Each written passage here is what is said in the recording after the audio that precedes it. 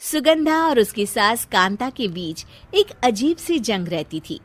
ये जंग थी किचन में कौन ज्यादा अच्छा काम करेगा और घर के सदस्यों के दिल जीतेगा। और उनकी इस जंग में हमेशा कुर्बान होते थे उनके दोनों पति। कैसे? आइए देखते हैं इस किचन पॉलिटिक्स की कहानी में।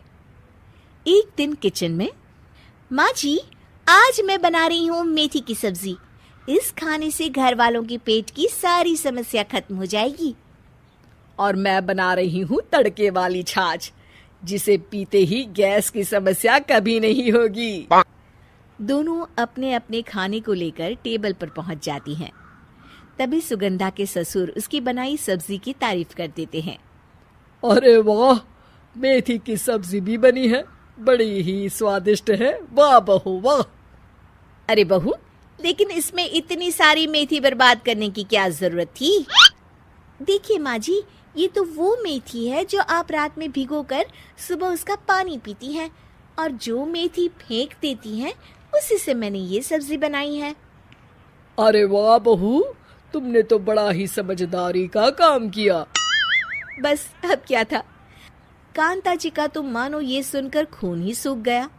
वो फैसला कर लेती है कि किसी भी तरह वो अपने खाने की तारीफ लेकर ही रहेगी और सुगंधा को किचन में उसकी कमियां गिनाएगी। कांता फ्रिज खोलकर देख रही होती है और फिर सुगंधा से कहती है, अरे बहू, ये क्या, पूरा फ्रिज गंदा पड़ा है। तभी वहां सुगंधा का पति आ जाता है।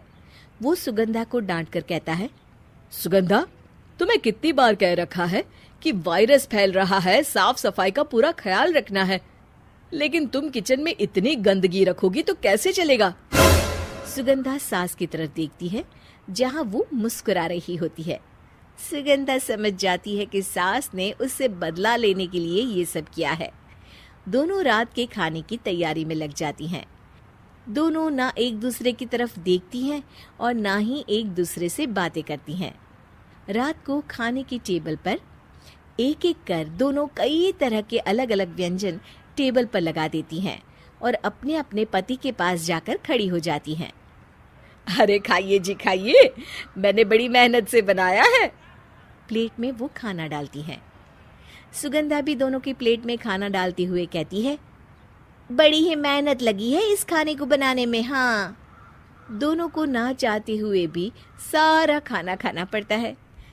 कहीं दही तो कहीं मलाई तो कहीं मसाला। और इन सब के बाद दोनों बड़ी ही मुश्किल से अपने कमरे में सोने जाते हैं।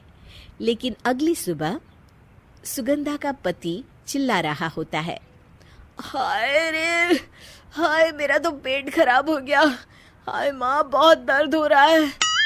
तो वहीं कांता के कमरे से भी कुछ ऐसी ही आवाज आने लगती है। हे भगवान, इस सास बहू की लड़ाई हमारी जान लेकर रहेगी। जाओ कोई डॉक्टर को बुला कर लाओ। डॉक्टर आते हैं। दोनों को देखकर कांता और सुगंधा से कहते हैं, देखिए, आप दोनों इन्हें खाने में हल्का ही दीजिएगा। हो सके तो रात का खाना जल्दी खाया करे और वॉक किया करे। इतना कहकर डॉक्टर वहां से चले जाते हैं। जिसके बाद एक बार फिर से दोनों बहुएं किचन में जाती हैं और खाना बनाने में लग जाती हैं। रात में खाने के टेबल पर दोनों एक बार फिर से खाना लगाने लगती है। पापा जी, मैंने ये पतली मूंग की दाल की खिचड़ी के साथ ये पापड़ और पुदीने की चटनी भी बनाई है।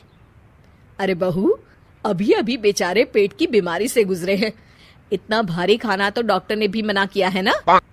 देखिए, मैंने आप दोनों के लिए सूप बनाया है। और दोनों उन लोगों की प्लेट में खाना डालने लगती हैं।